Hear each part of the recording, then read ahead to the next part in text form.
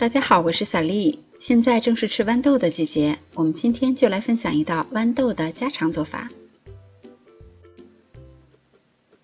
这是我婆婆在市场上买的菜豌豆，它的特点是颗粒特别的饱满，表皮呢又特别的脆嫩。我们先把它掐头去尾，再去掉两边的筋，然后清洗干净，控水放入盘中备用。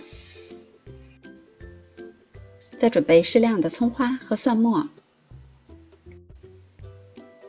再准备一些猪肉，切成薄片备用。我们先把锅热一下，热锅凉油，下入猪肉片翻炒。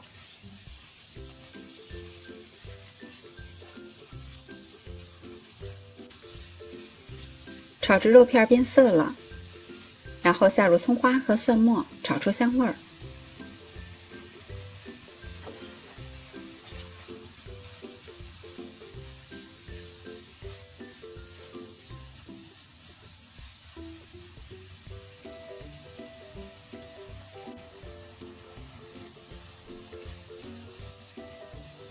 闻到调料的香味了以后，下入豌豆，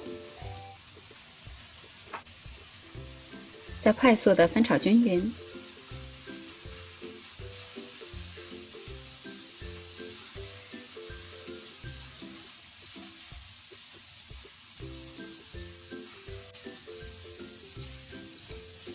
做这道菜的时候，我们可以多炒一会儿，炒至豌豆颜色变得油绿，然后来调味儿。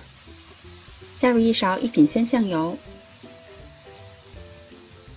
适量的盐，再放入一点蚝油，翻炒均匀，炒香。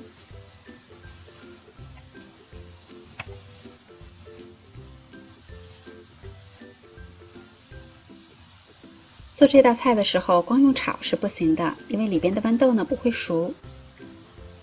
所以这个时候我们要加入少量的清水，和豌豆1瓶就可以。